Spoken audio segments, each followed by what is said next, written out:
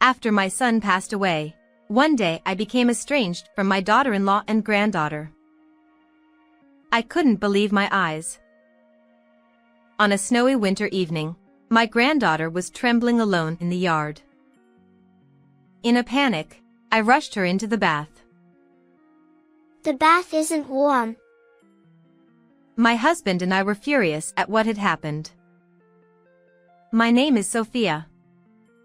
I am a 65-year-old housewife who feels the effects of aging.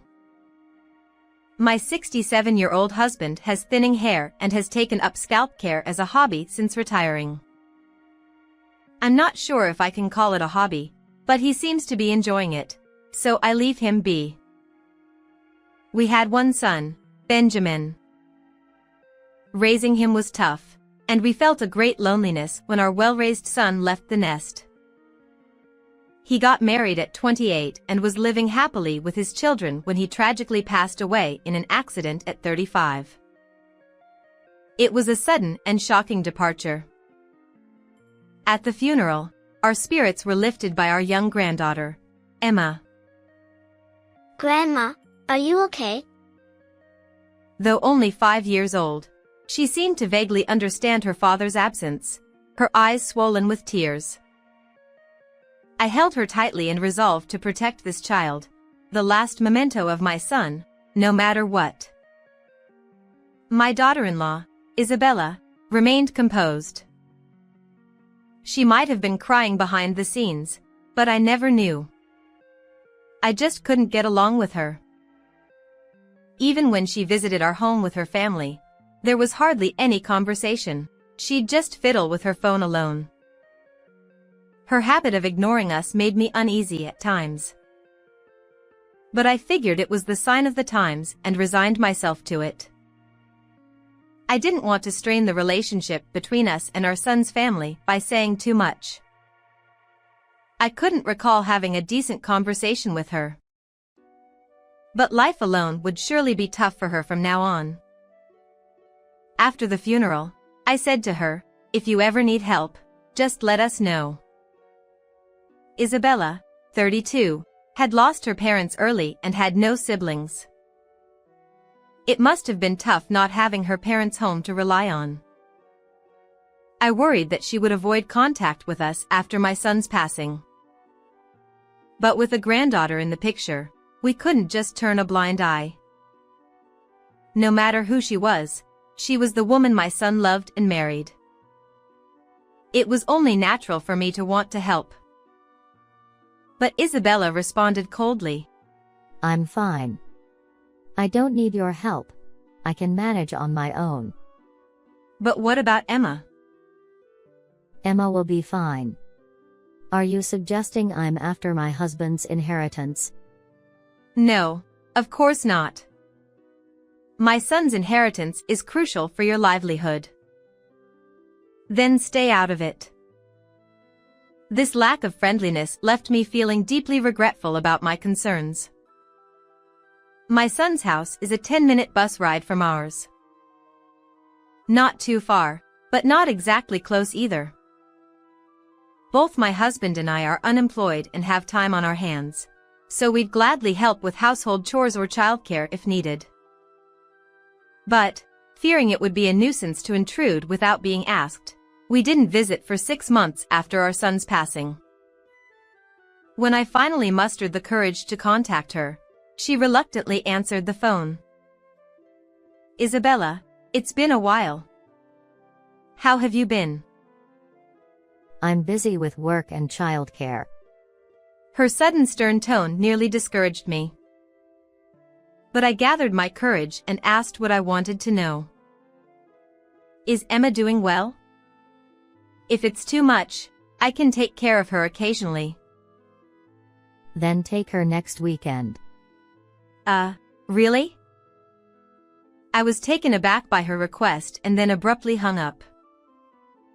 I guess she only wants to talk about business.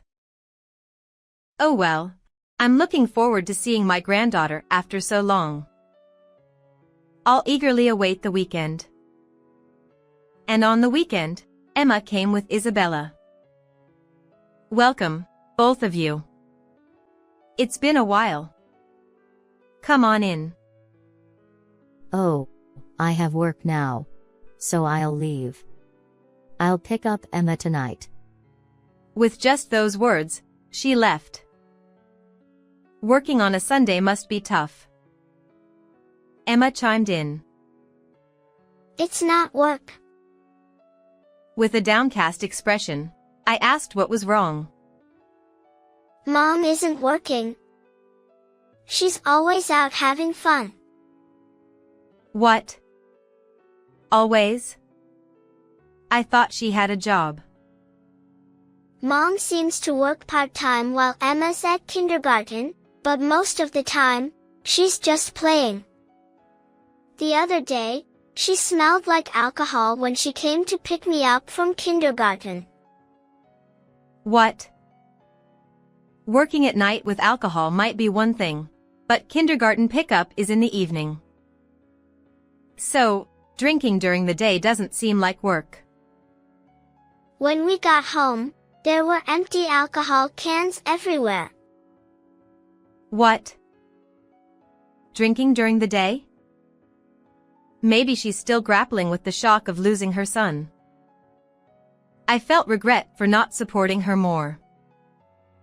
But before I could dwell on it, Emma said, There was a strange man, but he left when he saw Emma. What? Does that mean Isabella was drinking with some man at home? It's been 6 months since my son passed away. Well, if she's quick to move on, it's not surprising if she's found a new lover. She's still young, after all. As long as she doesn't upset my granddaughter, I guess anything goes.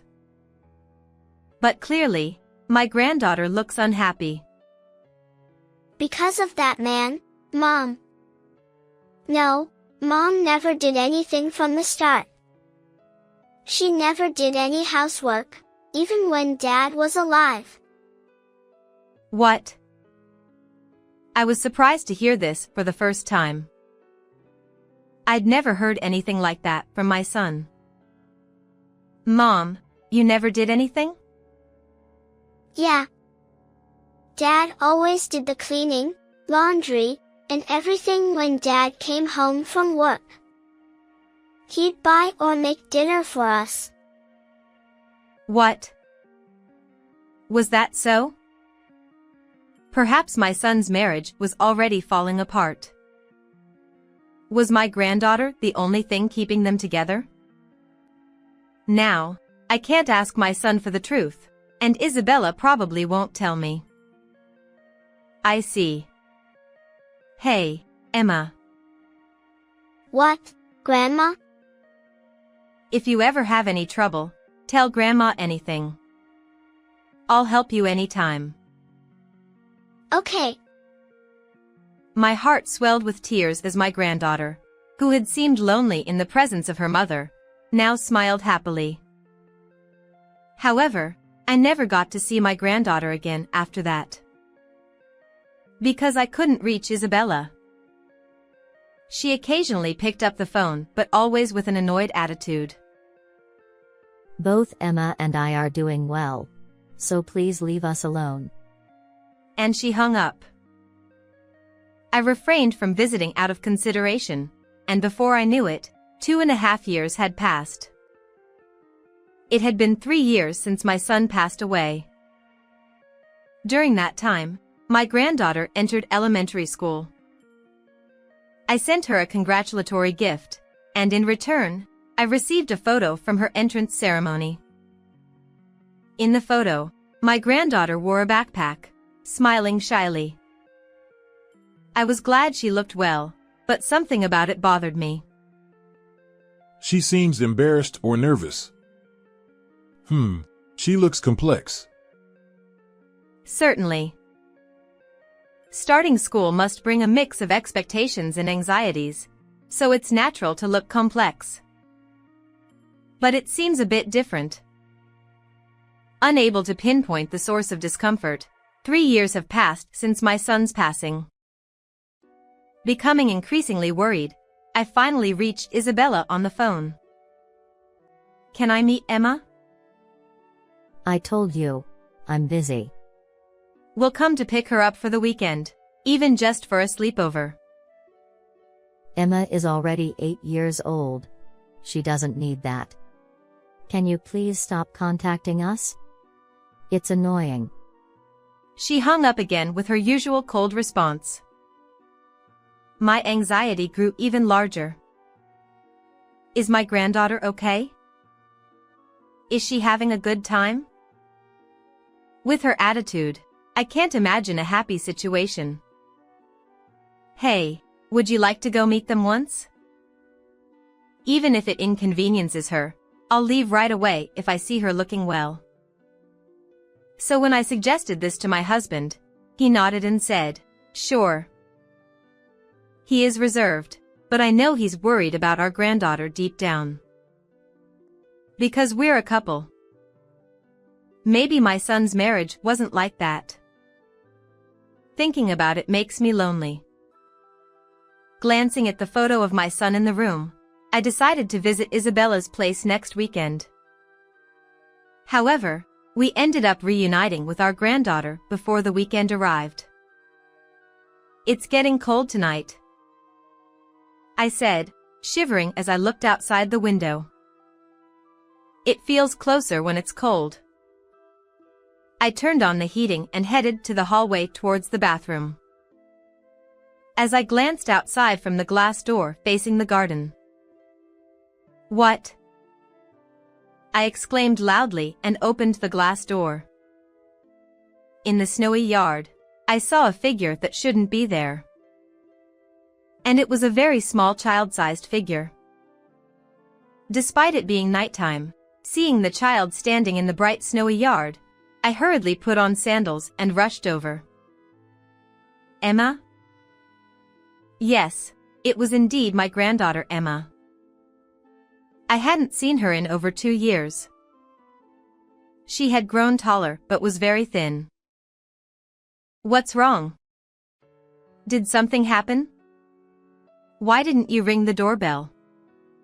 What would you have planned if I hadn't noticed you? I started to scold, but there was no time for that. I quickly took off my coat. Oh, you're freezing. How long have you been out here? Come inside. That's good. Go take a bath. Okay. My granddaughter, trembling uncontrollably, nodded with chattering teeth. In this difficult situation where the conversation was difficult, tears threatened to well up, but I brought her inside to warm her up. Huh, Emma? My husband, who had just finished bathing, looked surprised at our granddaughter. Quickly, get a towel and change your clothes. Sure. Even if he didn't understand the situation, he must have realized it was serious. He hurriedly ran off. We had spare clothes for when Emma stayed over. But considering they were prepared a while ago, they might be a bit small, but it was better than nothing. Now, go ahead and take a bath. Can you manage alone? The changing room was warm from him having just been there. She visibly relaxed as she nodded and went into the bathroom. I can't believe it. No other words came out. The clothes my granddaughter wore were tattered and dirty. And they were too small. After she finished her bath, I had warm milk ready for her. After a while, when she came out of the bath, her complexion looked better, and I felt relieved. Thank you, Grandma, Grandpa. I got scared. It was Grandma who was surprised. You came so suddenly. What surprised Emma? The bath isn't cold, Grandma. Huh? What is she talking about? The bath isn't cold? Well, of course not. Cold baths. They might have cold water in public baths next to saunas, but normal households don't have cold baths. In summer, some people might use a pool instead, but that's a pool, not a bath. Especially in this midwinter, there shouldn't be a cold bath. Why are you saying that? Because we always had cold water at home. Huh? Mom says we can't use hot water. We've been wiping with wet towels in cold water. Even in summer, she says we can't use anything but water. What? Mom doesn't come home much. Sometimes she leaves food when she does, but mostly just leaves money and says, buy it yourself. She says we can't be extravagant because there's no money, and we rarely buy clothes. She never comes to parent-teacher meetings. She hasn't taken a bath in a long time, just wipes with cold water. That's normal, she says. What is that? Finally, my husband shouted. He had been silently listening to our granddaughter, but he couldn't contain his anger. I was speechless too. I knew being a single mother was tough, but this was beyond what I imagined. Recently, there's always an unknown man at home. What? But he says I'm a nuisance, so Mom tells me to leave. What did you say? I couldn't help but shout. It seems Isabella is drowning in men and neglecting her daughter Emma. And to top it off, she's kicking her out in the middle of winter. As I saw earlier, my granddaughter wore sandals in the cold, ones I recognized from the 100-yen shop. Probably unable to buy sneakers either. Cutting back on food or something, my granddaughter must have purchased them herself. Her clothes were dirty and too small, so the story of not being able to buy them seems true. I had nowhere to go, so I relied on my memory to come here. But I thought I might be a bother on a night like this, so I peeked inside from the garden. What a situation. I was at a loss for words. My granddaughter is only 8 years old. To think she could think and act like this at 8 is amazing. Usually, this would be admirable, but tears overflow at the thought of a child being so desperate. Understood. He said quietly in a low voice. I understood. He was angry. Emma, stay here with us. You'll have to change schools, but it'll be okay. You're strong. You'll adapt quickly to the new environment. Here? What about Mom? Don't worry about anything, Emma. You'll be happy with us. Okay. No matter how rudely treated, a child always longs for their parents. Especially after losing a father, the mother is more important than anything. Wanting to be loved is natural. Wanting to be together is ordinary. But this situation is neither natural nor ordinary. Even if it's someone my son loved, I will never forgive this. We agreed as a couple. The next day, my husband stormed into their house. I couldn't go because I was with Emma, but he told me what happened when he returned. Isabella was there when he arrived, and my husband forcefully entered the house. Hey, don't just barge in like that. I wouldn't enter a dump like this. I can't even enter. My husband stopped at the entrance and turned to Isabella. You've done quite a lot to Emma, huh? And kicking her out in midwinter. Do you understand that this is tantamount to a crime? Oh, come on. I just told her to leave because she was bothering me. I never said she couldn't come back. Do you think an 8-year-old understands that kind of thing?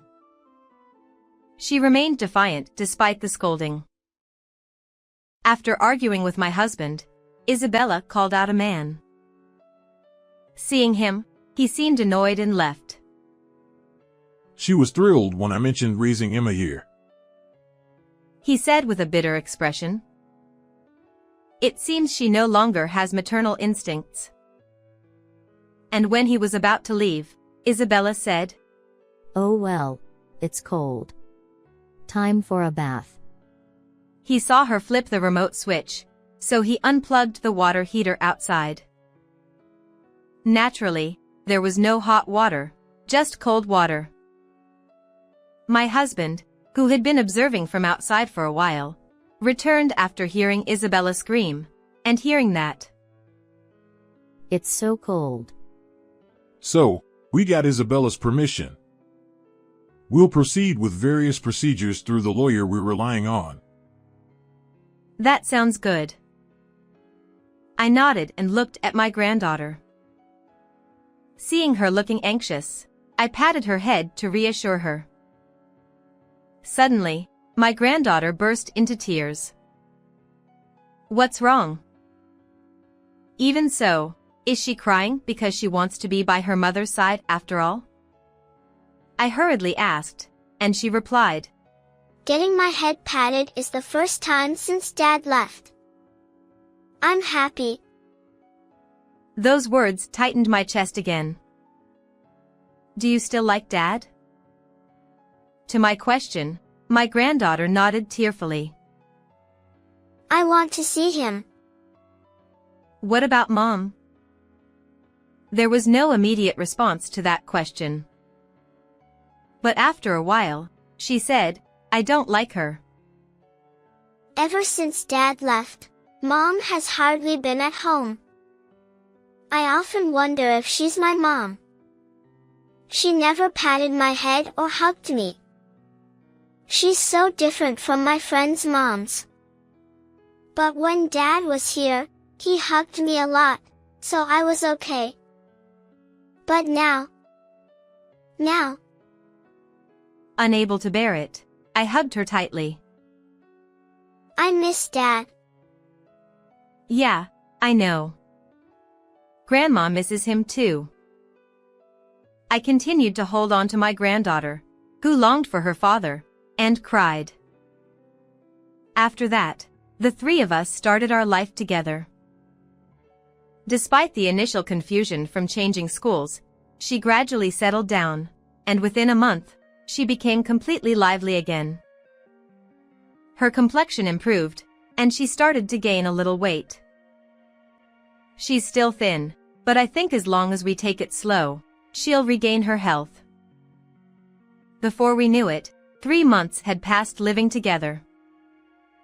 One day during dinner, we heard the doorbell ringing. Since it's an old house, there's no intercom. I headed towards the door thinking, who could it be? Then I heard a voice shouting, Help! I was surprised. Could someone have been attacked and run here for help? But there was something familiar about that voice. Could it be Isabella? Yes. Hurry, open up. Sure enough, when I opened the door, there stood Isabella with a pale face. What's wrong? I need help. I have no money. Huh? What's going on? My husband also came out. I'm getting remarried. I see. So why the cry for help? But he has debts. And I can't marry him unless I pay them. Oh. I see, it's about that. I've already given up all my late husband's inheritance and all my savings. But it's still not enough. So please lend me some money. Because of the procedures you handled, I'm not getting child benefits anymore. Please help. It's impossible. We're also living off pensions. You can't wish for your granddaughter's happiness but not for your son's wife's happiness? That's something a mother who truly loves her daughter would say. Not someone sacrificing her daughter for her selfish desires. His words made Isabella glare at him angrily. Ignoring her gaze, he took out a large envelope. I conducted a little investigation. Huh? An investigation? Yes. I investigated the man for Isabella's sake. What? She was surprised. And so was I. Well, I found out a few things. Saying that, he showed her the investigation results. What is this? Well, it seems like a kind of marriage scam. He's quite a shady man. That can't be true. I'm not familiar with the underworld, but peering at the documents from the side, I could sense something was off. In other words, the man was using Isabella as a benefactor. The date of the investigation results was quite some time ago. So, despite claiming it's for Isabella's happiness, it's a lie. If we had known, we should have told her earlier, but we didn't. Before you talk about marriage, make sure you don't get into debt. She fell silent at my husband's words. Could it be? I already did it. Oh dear. They said it wasn't enough. So I even sold the house. What? Is this man really that charming? Perhaps now she feels she can't turn back. But they said I can't get married without money. I don't even have enough for living expenses. Paying rent for this rundown apartment is tough. Please. I'm begging you. Help me. Even with all that said, my granddaughter, rubbing her sleepy eyes, came out. Mom? Emma, help me. Isabella, eager to rush towards Emma, instead hurriedly hid behind my husband. I was wrong, Mom. I'll break up with him. Let's live together from now on. Then you'll get child benefits, won't you?